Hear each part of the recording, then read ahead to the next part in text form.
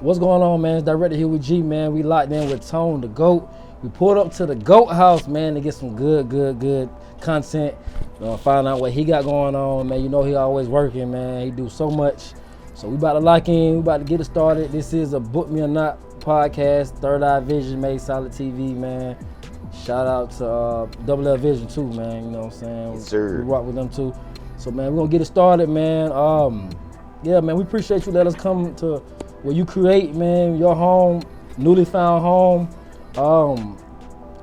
I'm going to start out. The first question is, what made you bring the GOAT house to East Point, Georgia?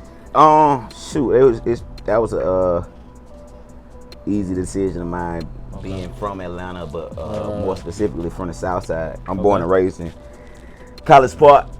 Right. And I grew up on Hershey Road, but it's kind of like, College Park and East Point like brothers and sisters. College Park, East Point, and Hateville, that's the Tri-Cities. That's what the whole term Tri-Cities came from. But it was just, I was gonna put it in College Park, but I had recently moved to East Point. Okay. And I was just like, shoot, I really just wanted something in the area, something close. It could have been College Park as well, but you know what I'm saying, right here on Washington Road was the best deal I could find at the time, because we living in a time right now where it's a lot of out of towners coming with money and they buying up a lot of our shit. So a lot is not at, you know what I'm saying, it's not on the market right now. Yeah. But I was able to come across this front street, you know what I'm saying, commercial property, and that's about as best as you can get, Nah, man, we appreciate you keeping everything in the city. Oh, man. Yeah, definitely. So what does the South Side mean to you? Shoot, man, South Side mean everything. I feel like everything that I pretty much do got a part of the South Side in it, or I include the South Side somehow, some kind of way. You know what I'm saying? I've been literally bringing money to the South Side for a good minute. A lot of people don't understand when you do certain things on a certain side of town, they help out all other kind of businesses, or it helps out, the look of things. You know what I'm saying? So like when I was doing my teen parties 10 years ago, and I'm bringing Future, 2 Chainz, Roscoe Dash, Travis Porter, Lil Twist, whoever the hottest at the moment, when I'm bringing them to the South Side, and then these people getting on their Instagram like, yeah, I'm pulling up to the Ritz in College Park, or I'm performing at the Ritz in College Park tonight for the No ID party, this, that, and third. You know what I'm saying? That's making other people want to bring celebrities to the South Side, or that's making people that's not from the South Side want to come to the South Side and see the South Side now. You know what I'm saying? Or like when you open up a GOAT house on a main strip, you know what I'm saying, and you got a struggling business over there. It might be a struggling restaurant over there, but I'm bringing in 20 people per day, and these people got to eat with their session, and now your business thriving off of my clients. You know what I'm saying? So, everything I do is with the South Side in mind. You know what I'm saying? So let us know how you got your name, Tone the GOAT. I'm the motherfucking GOAT. But it's the shit. It came from other people. Like, you know what I'm saying? Like, believe it or not, I've been being called the GOAT for a long time. You know what I'm saying? Like, even when my name was Young Tone, like, people just be like, bro, you the GOAT, bro. Like, cause people that have had the opportunity to see me work behind scenes, they understand the whole. There's no second guessing that I'm the GOAT, because they get to see what other people don't get to see. You know what I'm saying? But it's coming around to the part now where, you know what I'm saying, shoot, my peers, they calling me the GOAT. You know what I'm saying? People in the industry calling me the GOAT. When Boosie see me, he address me GOAT. Tone the GOAT. A lot of people don't say Tone without putting the GOAT on it. You know what I'm saying? So it's in stone now. But for those who don't know, of course, GOAT stands for greatest of all time. It's an acronym.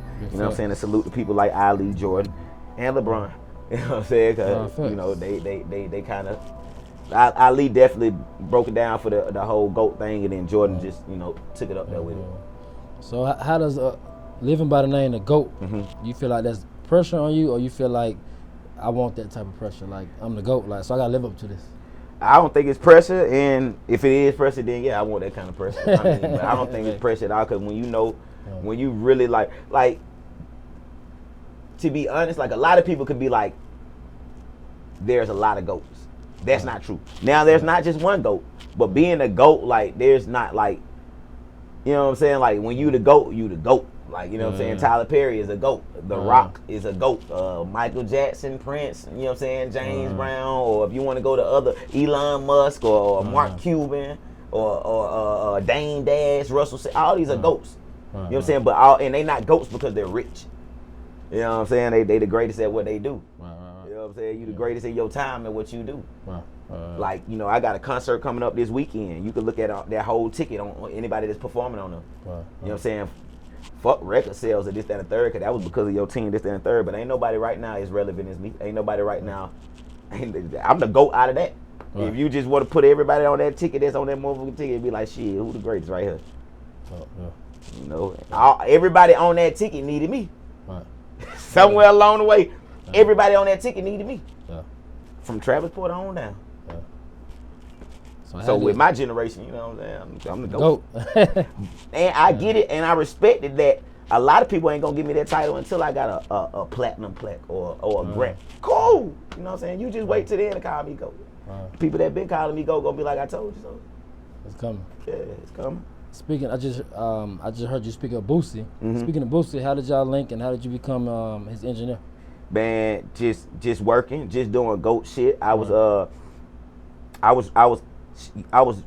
Young Scooter's engineer at the time. Okay. Well, I was Shawty Lowe's engineer at the time, but I was recording, like, you know what I'm saying, like when Scooter got in the studio or whatever, he'll book me to engineer and shit. For sure. So, you know what I'm saying, I was recording a lot of Scooter shit, but I was Shawty Lowe's in-house engineer at the time. But I was in a session with Young Scooter, and Scooter was like, shit, you know what I'm saying, I got this song I'm about to put Boosie on. And I had produced the song. Me and my boy Crush Haven had produced the beat. And he had dropped the original hook to it, did his shit to it, and then he had put Stuntman from D4L on it. Okay. He had Stuntman from D4L on it, and then he had Badass Quick on it. Okay. And he was like, man, yeah, I'm about to take Stunt off and I'm about to put Boosie on it.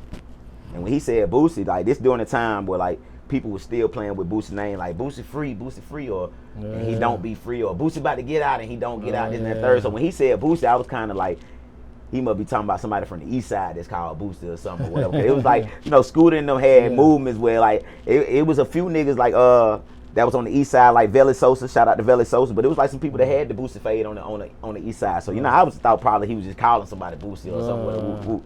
The next day came in when he supposed to do his session. He doing his session, he's like, yeah, Boosie about to come in. So I'm just like, I'm always in a mode where I'm like, never in groupie mode, never in fan mode, always professional, always business, especially when I'm supposed to be handling business. So I'm just trying to goddamn, like, you know, to keep shit cool. You know what I'm saying? Buddy coming in the studio, he's about 20 on. So I'm looking over. Trying to look. I'm like, damn, that nigga look like Boosie.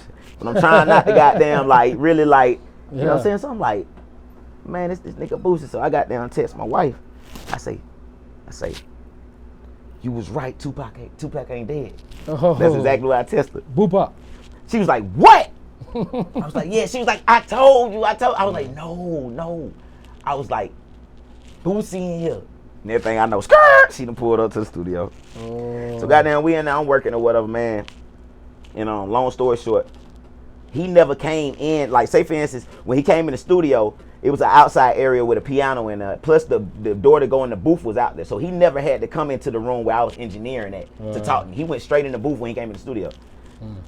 So I don't know if you know what I'm saying, but engineers know, like, for somebody to go straight in the booth and not kind of make any kind of chemistry or hear the beat with you or go over or be like, hey, this is what I want to do or I want to punch it. That's a difficult job to be recording somebody and you ain't even spoke to this person yet. Let alone this is Boosie. You feel me? So he go in the booth.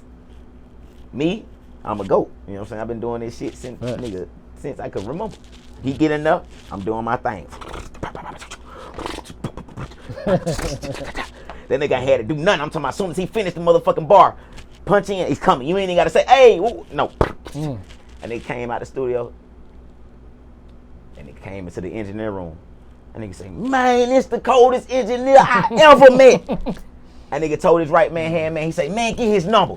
No, he say, matter of fact, put my number in his phone. He say, he coming with me. Oh, shit. That nigga Scooter said that night, he said, God damn, man, Tony, you ain't gonna record none of my music no more, man.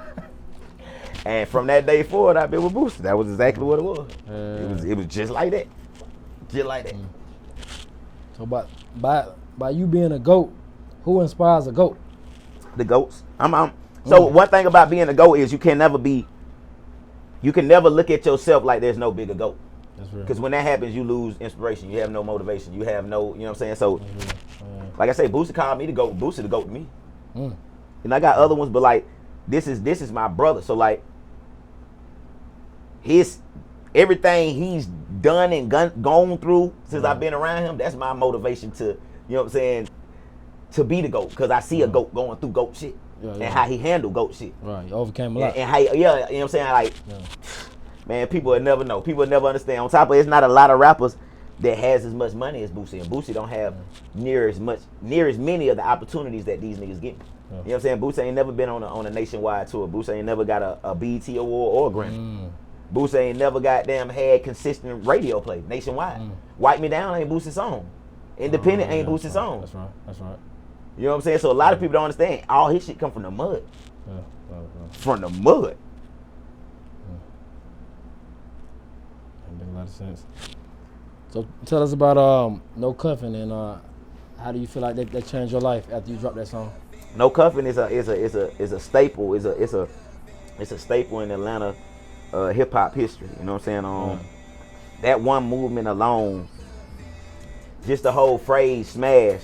You know what I'm saying? Like, we switched around the whole meaning for it. Like, you know what I'm saying? Webster should literally not only put the meaning of smash that we came up with in the dictionary, but also give us credit. You know what I'm saying? Because before us, smash was kind of a term used to like shit on a nigga or like squash a nigga, or you about to slide on this nigga. I'm about to smash this nigga. You know what I'm saying? It was never used in the term of sex. You know what I'm saying? And we did the whole smash, and then the pass in No Cuffin', which ultimately turned into a whole online game. You know what I'm saying? Smash pass a cuff under a picture. All of that came from this one movement. On top of the whole, you know what I'm saying? Like, I came up with the design for the shirts. I hand drew it and everything. And I wish I'd have been a little more on top of the business side with trademarking and stuff, because they took my whole design. Like, my design, I had the circle, censorship thing with the bathroom logos. I put the girl and the boy, but I had them holding hands, but then I put the circle with the censorship over it, so it's like No Cuffin'. You had people that took that same logo, but instead of putting No Cuffin' at the top, they put No Boyfriend, No Problem. And they sold these bitches in the stores and made a killing. But it's all off my shit, you know what I'm saying? So, you know what I'm saying? But shout out to everybody that was a part of that movement. You know what I'm saying? That shit was as big as it get without the help of a label. Without the help of, you know what I'm saying, any big dogs. That shit as big as it gets. I don't feel like a song could get no bigger than that unless a label is involved. Nah, man, when that song came on back, like, that was it. Everybody knew the words. So, did you know that song would have went that well? I knew it. I wasn't so when I first heard the song, I knew it was when I said it. You know what I'm saying? I said it to my homeboy. I said it, everybody knows. The very time I heard that song. You know what I'm saying? The funny story is, so I'm performing I'm headlining this showcase or something. So they had a whole lot of opening acts.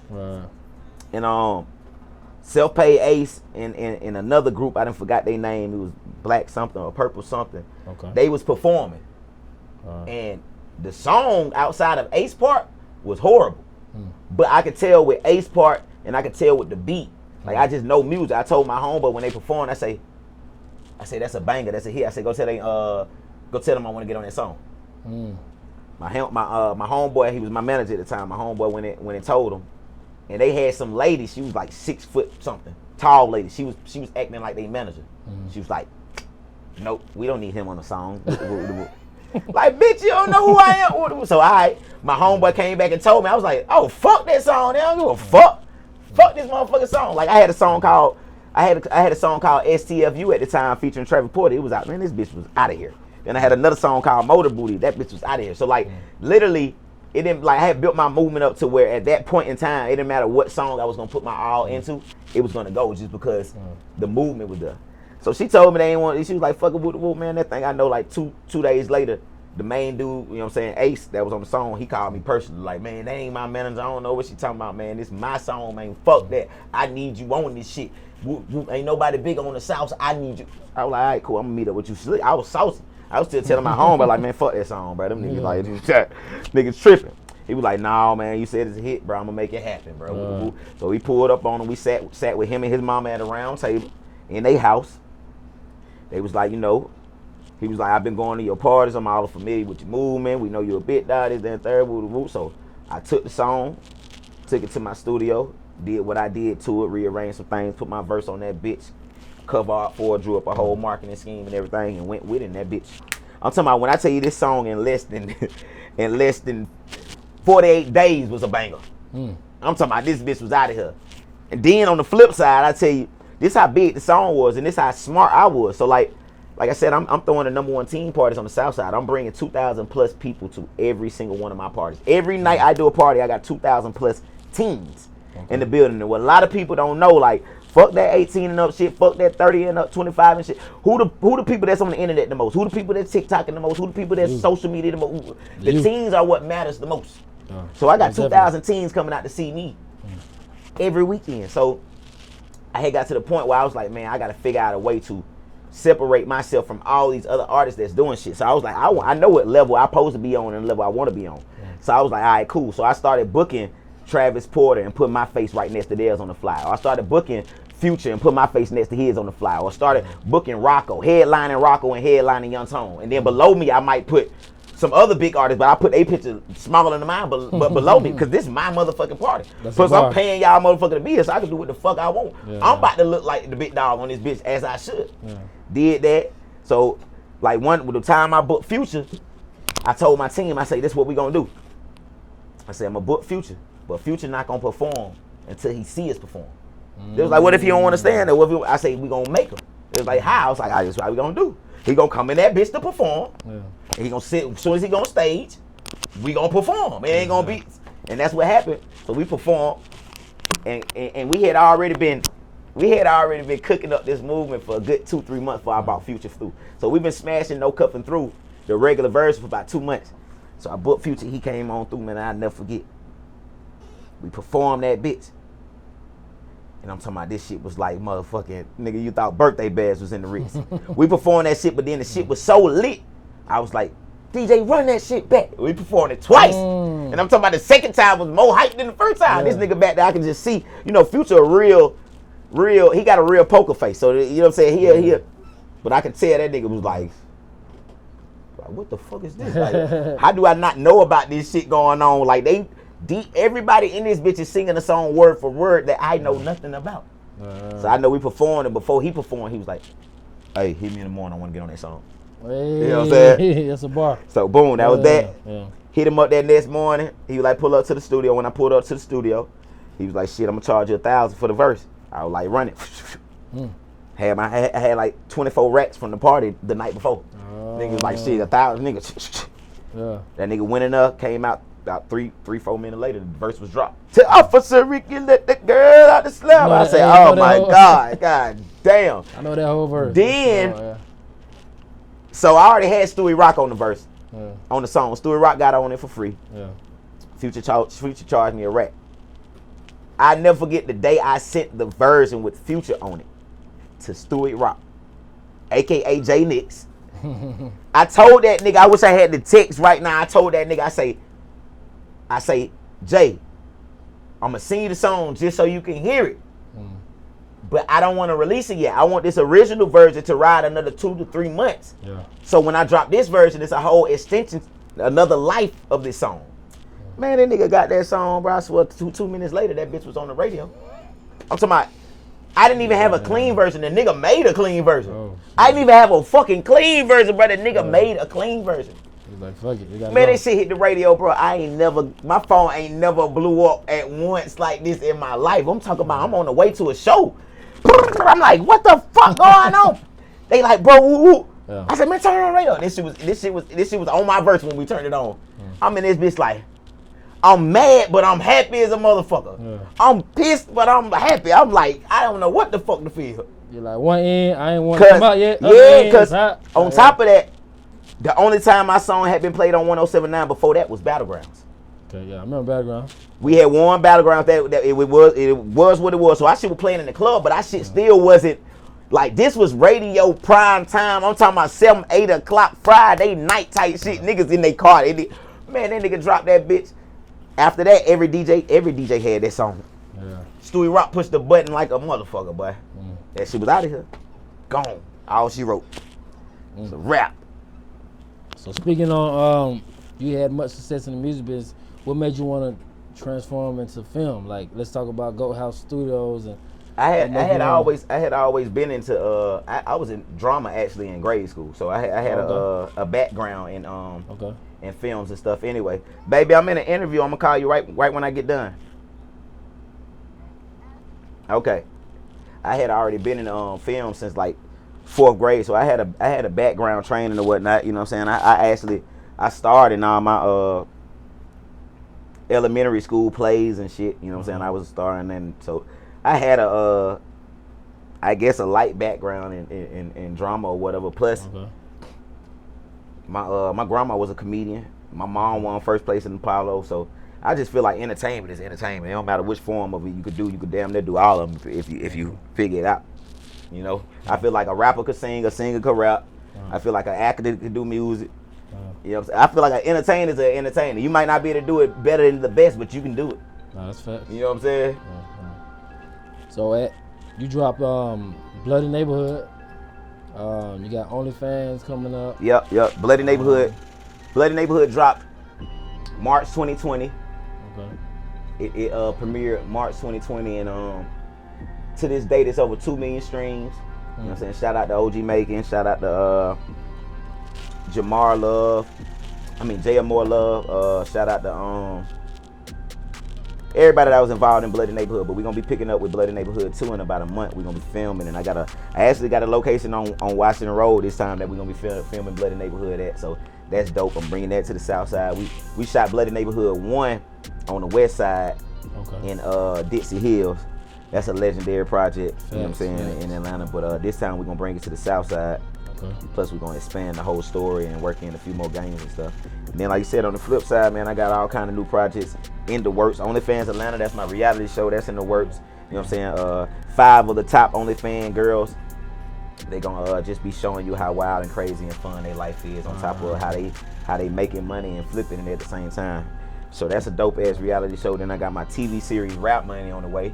Guest appearances from DC Young Fly, Fabo, Chi Nash, Myron, and a lot of others. You know what I'm saying? So y'all look out for that.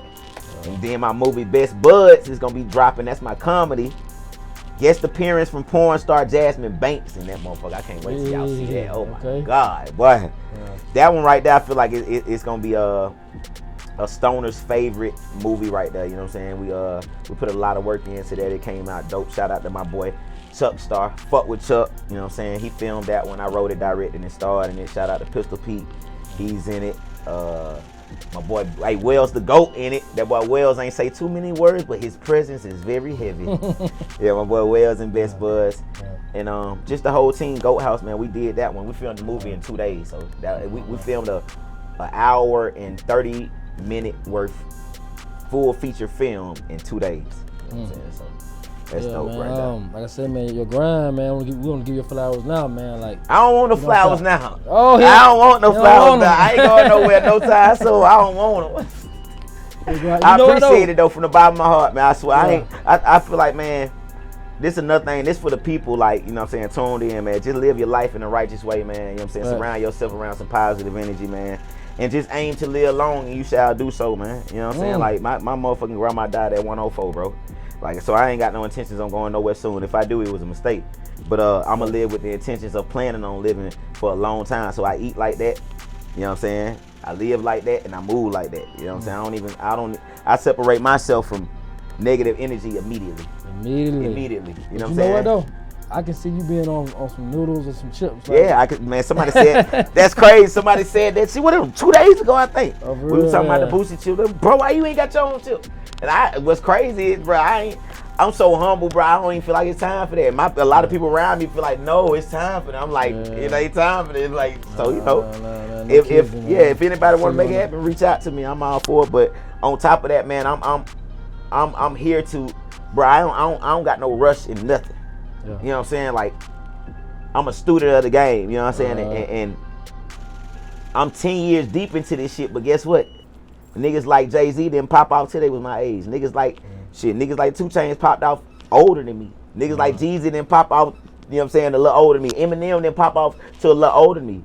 You know what I'm saying? And a lot of these are the top artists in the game. You know what I'm saying? Ty Dolla $ign, whoever, a lot of these people, you know what I'm saying? So you gotta, for one, a lot of people compare themselves to the wrong people. And that kind of throws them off. You know what I'm saying? You ain't got no business being 28, 29, 30, comparing yourself to Lil Baby or NLE Chopper or anybody. You know what I'm saying? Or they kind of success. Everybody get their success a different kind of way. But if you're on the later side of your career and you feel like you still can make it, nigga, compare yourself to somebody that made it later in their career. You feel me? Like don't start goddamn getting lost in the sauce. Everybody look at somebody else's success and feel like that's how it's supposed to work for you. Yeah. And 9 times out of 10, that ain't how it's gonna work for you. I was in the same boat, bro. I predicted myself I predicted my success a trillion times before it happened, and it never happened like that. I never predicted this shit. You feel what I'm saying? If I would have predicted it, I'd have been signed in 19, 20, 21.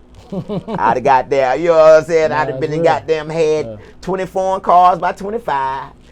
But I'd have been doing a whole lot of fucked up shit. Yeah. Blowing a whole lot of fucking money. Yeah. Because you know more different stuff now. You know more. Damn, look. Yeah. I don't give a damn about no $200,000 chain. Nigga, give me a motherfucking $200,000 deed. Facts. What advice can you give it right now? If you and your younger self was saying, if I wasn't saying here, you and your younger self was saying here, what advice would you give your younger self? Own some shit, young nigga. That's a bar. I could say more, but that's the best I could put it. Yeah. You ain't a boss until you own some shit, nigga. Yeah. And I ain't talking about yourself. Talking about own some shit.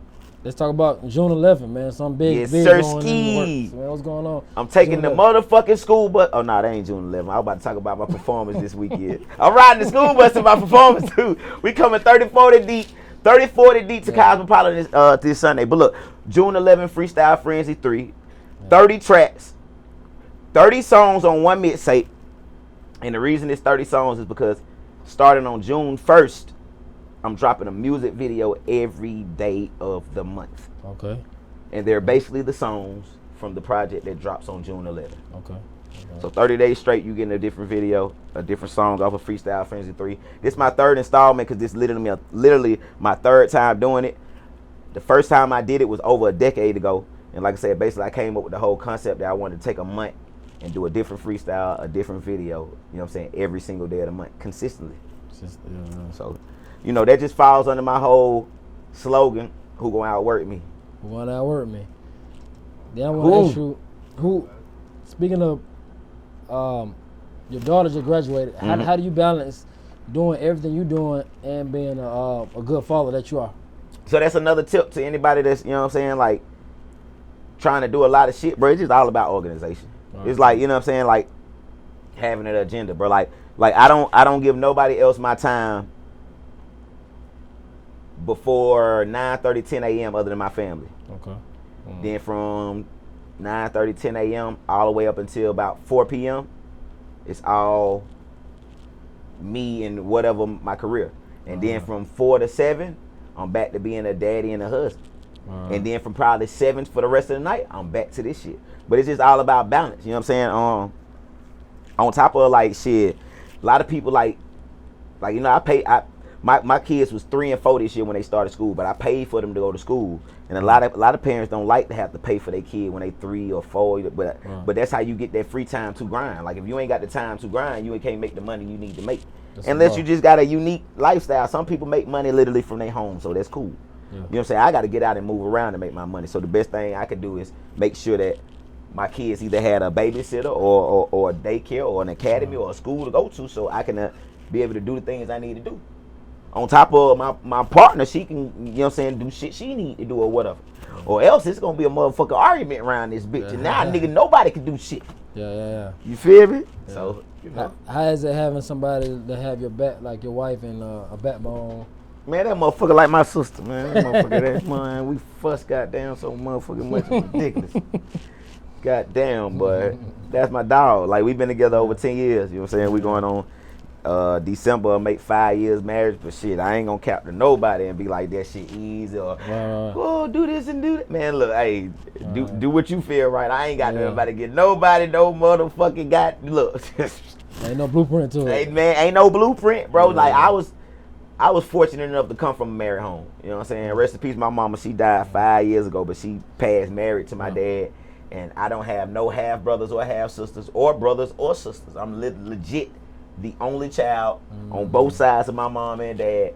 Okay. So you know, I just came from seeing a married home. I came from seeing two people stick together, and you know, so you know, that's just what, like, I feel like this goes for my kids as well. You know what I'm saying? When y'all watch this interview or whatever, like the apple don't fall far from the tree, so don't go too far from the tree, especially when your people done built the good blueprint. Like what my people spent time on building that blueprint for me, so why not just do it that way?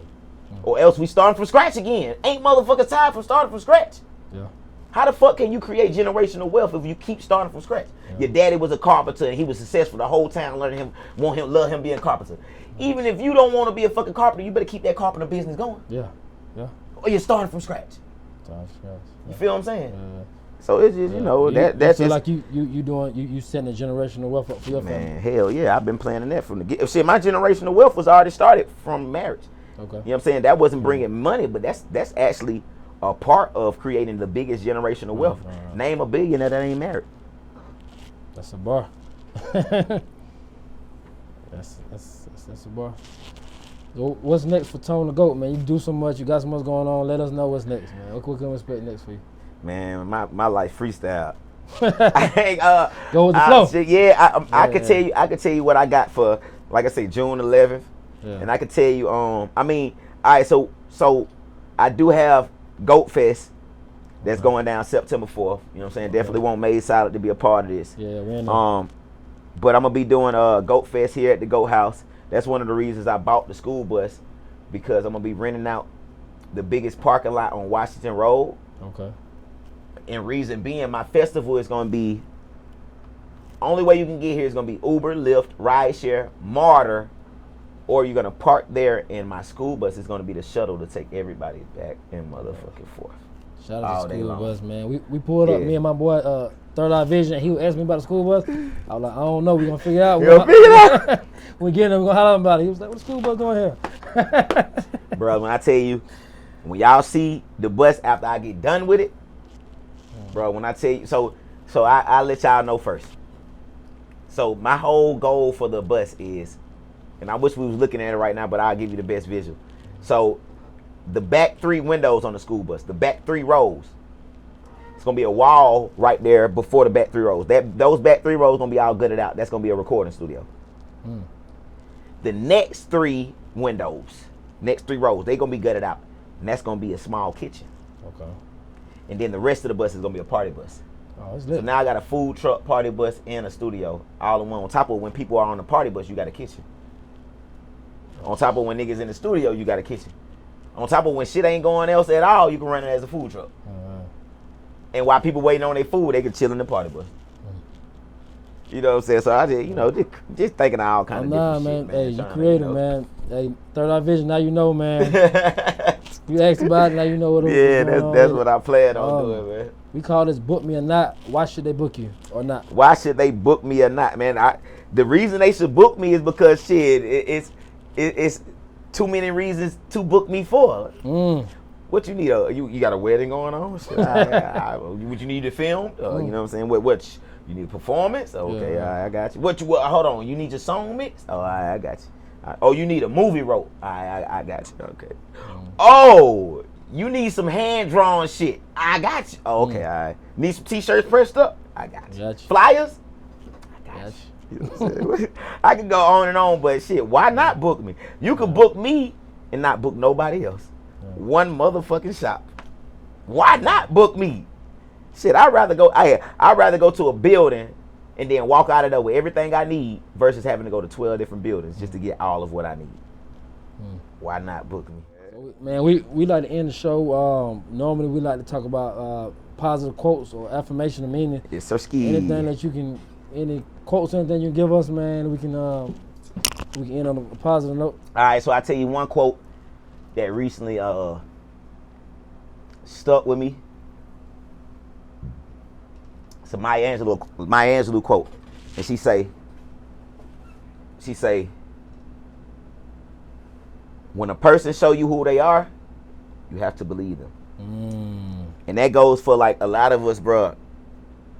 Allow too many things to happen before you cut a person off. A lot of people give too many people too many chances when they already showed you who they are. It's up to you to take that. It's up to you to, you know what I'm saying, take it for what it is. Because the only person gonna get hurt in the midst, if you keep a person around you that have showed you they're no good to you, you keep them around you, you gonna be the one that, you know what I'm saying, get the short end of the stick. Disappointed every time. You're gonna be disappointed every time. And then a quote from me, which is a spinoff from the Maya Angelou quote, like, you know what I'm saying? I've always said, like, high expectations will get your feelings hurt. Like, I always come into a new relationship or a new situation with mediocre expectations. Right. So that the person always has a chance to excel my expectations. Because if I set expectations up here and you never meet them, now I'm disappointed in you on top of certain people got trust issues. Certain people was burnt from relationships before, so they don't even want to give that next person a honest chance. Or, you know what I'm saying, high expectations to get your feelings hurt. Yeah. How you gonna put high expectations into somebody else? You gotta let them show you that they capable of, you know what I'm saying, you gotta let them prove themselves. Yeah. High expectations ain't nothing but potential. How many people live up to their potential? Let's be honest. You know what I'm saying? Like, then my last quote is truth hurts. You know? Before you say that, I want to say one thing. I think you shouldn't have no attachments either. Because everything is temporary. Everything is temporary, bro. Yeah. Live within. Live within. Yeah. Yep. Especially things out of your control. The only thing you control on this motherfucker is you. Right. That's the only thing. Everything else out of our control, bro. Some people waste so much time trying to control things that's out of their means, bro. Can't do nothing about it. And they get so lost in it and don't even realize. You know what I'm saying? Like females do it a lot. Be with a nothing ass nigga, but they whip them because they might see their cousin who's doing good and be like, I know you could be like, oh, they brother. Yeah. Everybody ain't wired the same. Everybody ain't built the same. Everybody don't got the same shit in them. And once a person, like, the best thing you can do is, like, if a person is in a fucked up mind mode at that time, let them be until they come around. Then you go back. But other than what you look like riding the wave with them the whole time they fucked up, and you not fucked up. I can see if y'all riding the struggle together or whatever. But if you on top of your shit, and the motherfucker who ain't on top of their shit don't want to get on top of their shit, what you look like continue to be around them. They don't want to be on top of their shit right now. Let them not be on top of their shit. It's okay. Let them be. It's a million other people that ain't on top of their shit. Let them be in the I ain't on top of my shit crowd. But you need to go to the on top of my shit crowd. Or else your ass gonna lose everything you could be. Because you're fucking with some people that'll never be what you could be. Right. Them bars, man. And why does truth hurt? Truth hurt because love is pain. And a lot of people put love over the obvious. A lot of people put love over loyalty. A lot of people put love over ultimately everything else. Like, I don't think love is what made my parents' marriage last. Loyalty is what made